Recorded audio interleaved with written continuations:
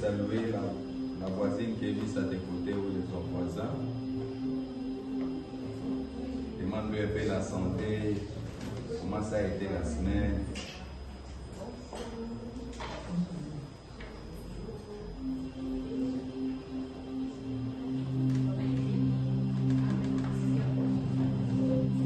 Alléluia. Amen. Est-ce que tu peux aussi lui dire que tu es beau, tu es joli, si c'est possible?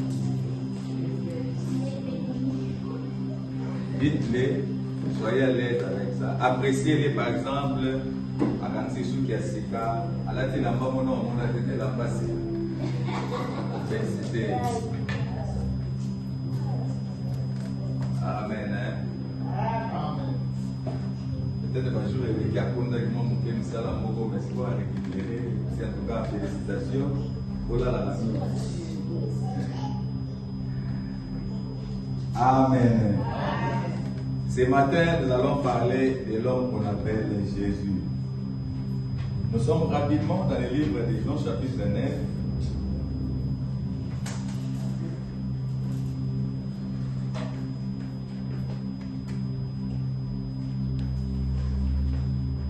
Les Bibles sont disponibles dans la salle.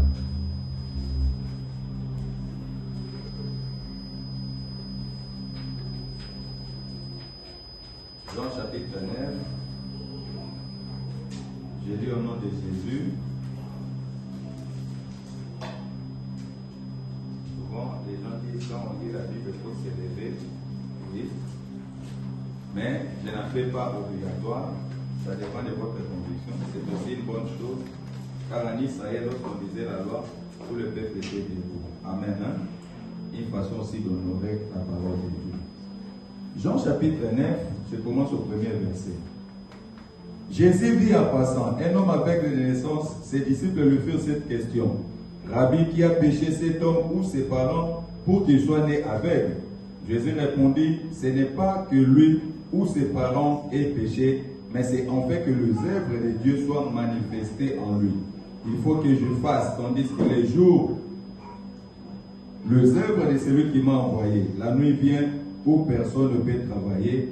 Pendant que je suis dans le monde, je suis la lumière du monde. Verset 6. Après avoir dit cela, il cracha à terre et fit de la boue avec sa salive. Puisqu'il appliqua cette boue sur les yeux de l'aveugle et lui dit, va et lave-toi au réservoir de Siloé, nom qui signifie envoyé. Il y alla et se lava et s'en retourna voyant clair.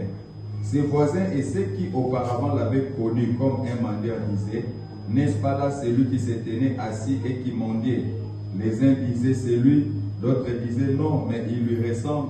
Et lui-même disait c'est moi. Ils lui dirent donc, comment tes yeux ont-ils été ouverts? Il répondit, l'homme qu'on appelle Jésus a fait de la boue et a oint mes yeux et m'a dit, va au réservoir de Siloé et lave-toi. J'y suis allé, je me suis lavé et j'ai recouvré la vue. Ils lui dirent, où est cet homme? Il répondit, je ne sais. Verset 13, ils menèrent vers le pharisien, celui qui avait été aveugle. Or, c'était un jour du sabbat que Jésus avait fait de la boue et lui avait ouvert les yeux. De nouveau, les pharisiens aussi lui demandèrent comment il avait recouvré la vie. Et il leur dit, il a appliqué de la boue sur mes yeux et je me suis lavé et je vois. C'est pourquoi quelques-uns des pharisiens disent, cet homme ne vient pas de Dieu car il n'observe pas les sabbats. D'autres disent, comment un homme pécheur peut-il faire de tels miracles? Il y a division parmi eux. Ils dirent encore à l'aveugle, toi, que dis-tu de lui? C'est ce qui t'a ouvert les yeux. Il répondit, c'est un prophète. Les Juifs n'écrivent point qu'il ait été aveugle et qu'il ait recouvré la vie, jusqu'à ce qu'ils disent fait venir ses parents, et ils les interrogèrent, disant, est-ce là votre fils que vous dites être né aveugle? Comment donc voit-il maintenant? Ses parents répondirent, nous savons que c'est notre fils et qu'il est né aveugle. Mais comment il voit maintenant ou qui lui a ouvert les yeux, c'est ce que nous ne savons. Interrogez-les, lui-même il a de l'âge. Il parlera de ce qui le concerne. Ses parents dirent cela parce qu'ils craignaient les Juifs, car les Juifs étaient déjà convaincus. Si quelqu'un reconnaissait Jésus pour le Christ, il serait exclu de la synagogue. C'est pourquoi ses parents dirent il a de l'âge, interrogez-les lui-même. 24. Le pharisien appelèrent une seconde fois l'homme qui avait été aveugle et lui dirent, donne gloire à Dieu, nous savons que cet homme est un pécheur. Il répondit, s'il est pécheur, je ne sais aucune chose, c'est que j'étais aveugle et que maintenant je vois. Il lui dit, qu'a-t-il fait? Comment t'a-t-il ouvert les yeux? Il lui répondit, je vous l'ai déjà dit et vous n'avez pas écouté. Pourquoi voulez-vous entendre encore? Voulez-vous aussi devenir ses disciples? Il injurait et lui dit, c'est toi qui es son disciple. Nous sommes disciples de Moïse. Nous savons que Dieu a parlé à Moïse, mais celui-ci, nous ne savons d'où il est. Cet homme leur répondit, il est étonnant que vous ne sachiez d'où il est, et cependant il m'a ouvert les yeux. Nous savons que Dieu n'exauce point les pécheurs, mais si quelqu'un l'honore et fait sa volonté, c'est celui-là qui l'exauce. Jamais on n'a entendu dire que quelqu'un ait ouvert les yeux d'un aveugle-né. Si cet homme ne venait pas de Dieu, il ne pourrait rien faire. Il lui répondit, tu es né tout entier dans le péché et tu nous enseignes. Et il les chassait. Jésus, après qu'il l'avait chassé et l'ayant rencontré, lui dit, crois-tu au Fils de Dieu? Il répondit, et qui est-il? Seigneur, en fait que je crois en lui. Tu l'as vu, lui dit Jésus, et celui qui te parle, c'est lui. Et il dit, je crois Seigneur, et se prosternant devant lui. Parole du Seigneur. Acclamons la parole et prenons place.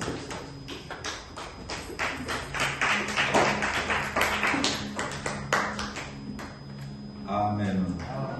Est-ce qu'on peut acclamer le Seigneur?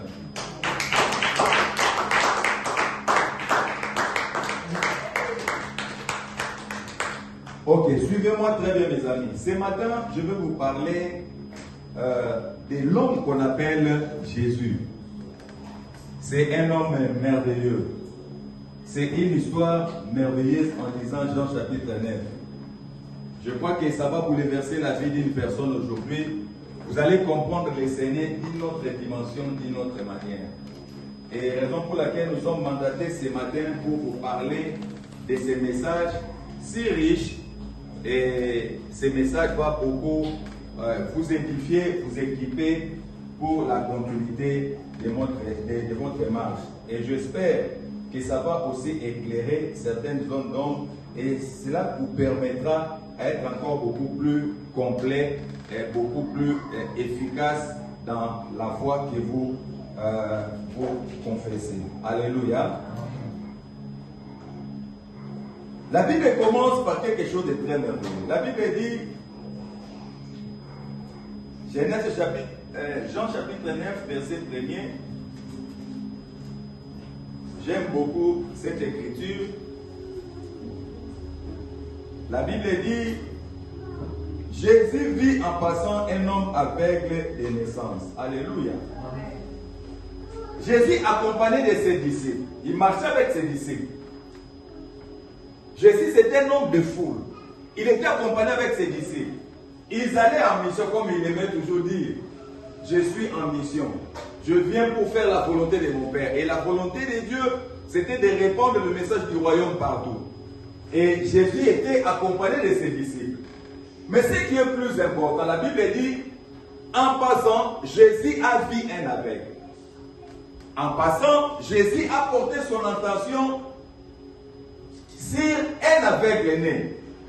Quelqu'un qui était dans la souffrance, quelqu'un qui était abandonné, quelqu'un qui n'a jamais connu la joie dans sa vie, quelqu'un, je pense, que même sa famille ne le calculait plus, quelqu'un qui était marginalisé dans la société, mais la Bible dit, Jésus en passant vit cet homme. Alléluia.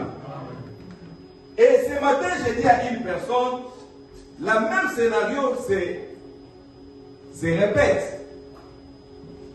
Jésus en passant, il a vu quelqu'un qui était dans la souffrance. Mais celui-là, il était né aveugle.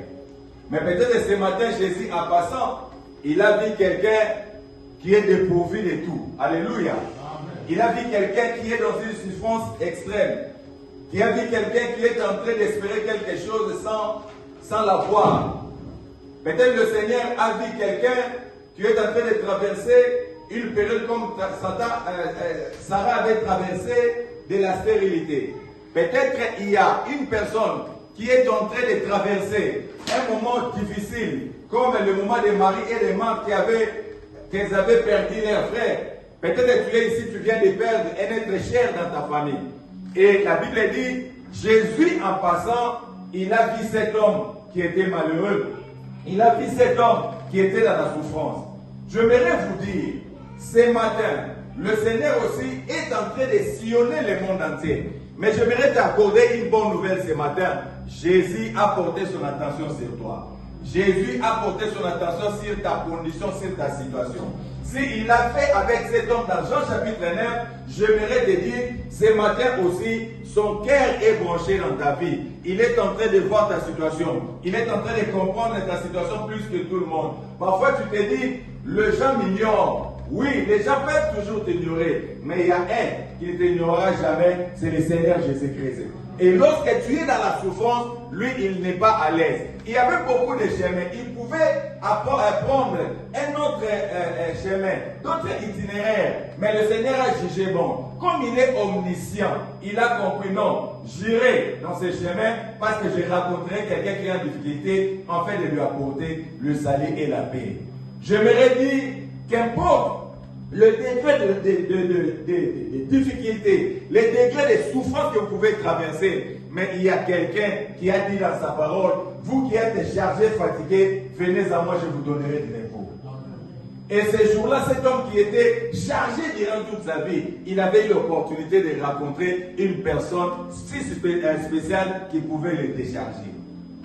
Aujourd'hui, je vous invite à comprendre que vous êtes visité par un Dieu qui vient vous décharger. Peut-être que la nature vous a chargé, mais le Seigneur peut vous décharger. Alléluia. C'est possible que le Seigneur vous décharge de ce grand poids, de ce poids qui pèse sur vos épaules. Et cet homme était dans la souffrance, le Seigneur passait et il l'a vu. Car les yeux de l'Éternel parcourent toute la terre. Alléluia. Et comme les yeux de l'Éternel parcourent toute la terre, il est possible que le Seigneur te voie. Car la Bible dit, rien n'est resté caché devant lui.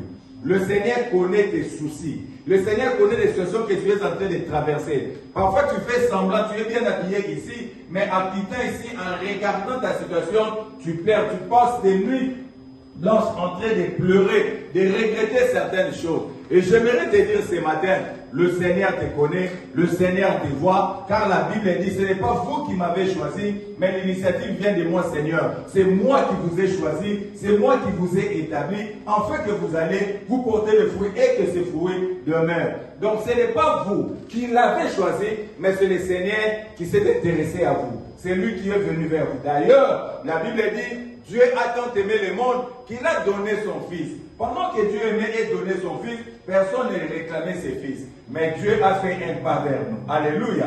Et c'est de cette manière que le Seigneur te dit ce matin, ne t'inquiète pas. Il a fait un pas vers toi. Le Seigneur t'aime. Même si les gens de ce monde ne te reconnaissent pas, mais il y a un Dieu qui t'aime, un Dieu qui est rempli d'amour pour toi. Un jour, j'ai lu la Bible.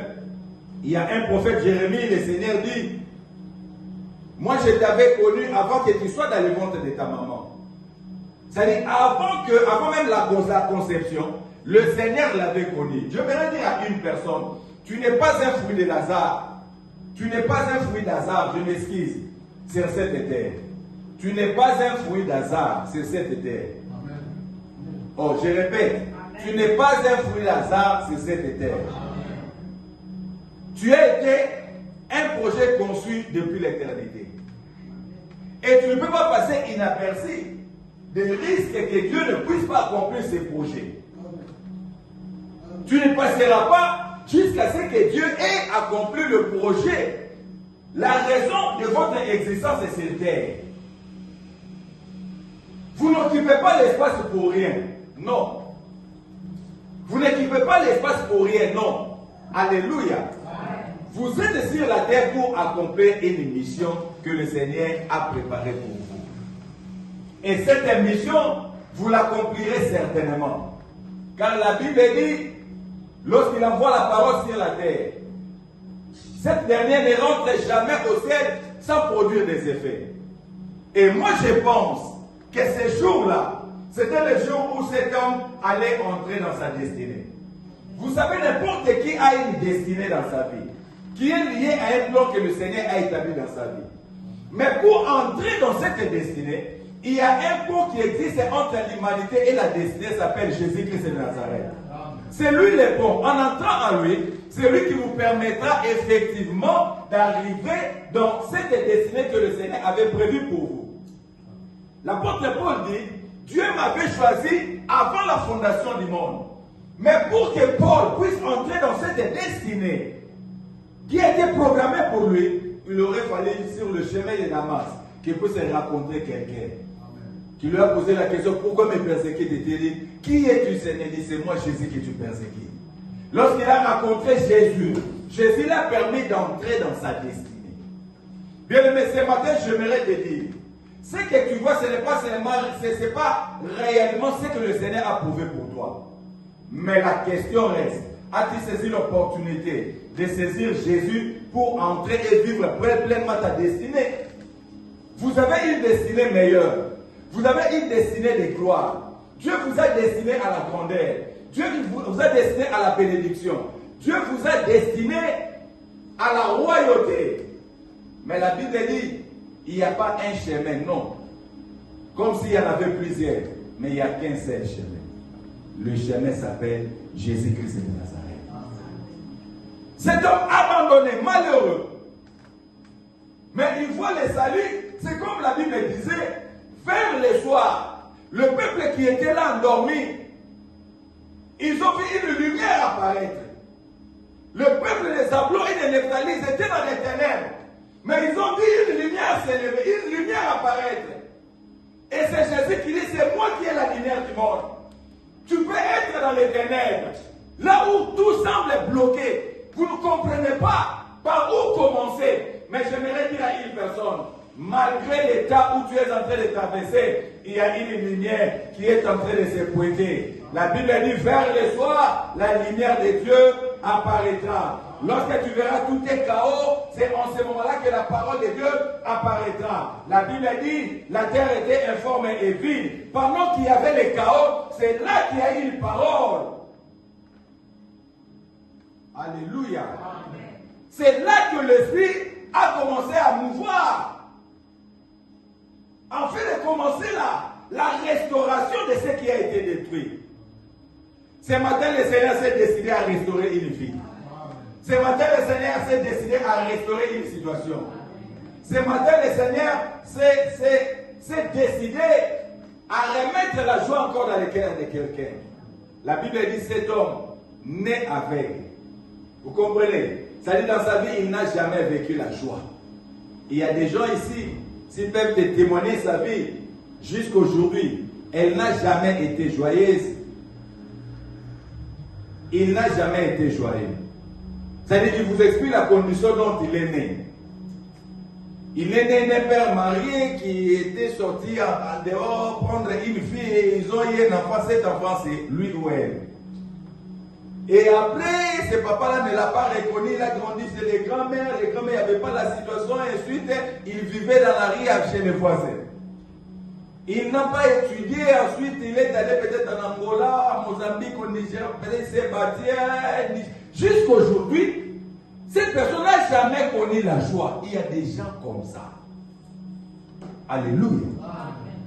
S'il commence à te relater sa vie, des déceptions, des humiliations, jusqu'aujourd'hui. C'est de la même manière cet homme.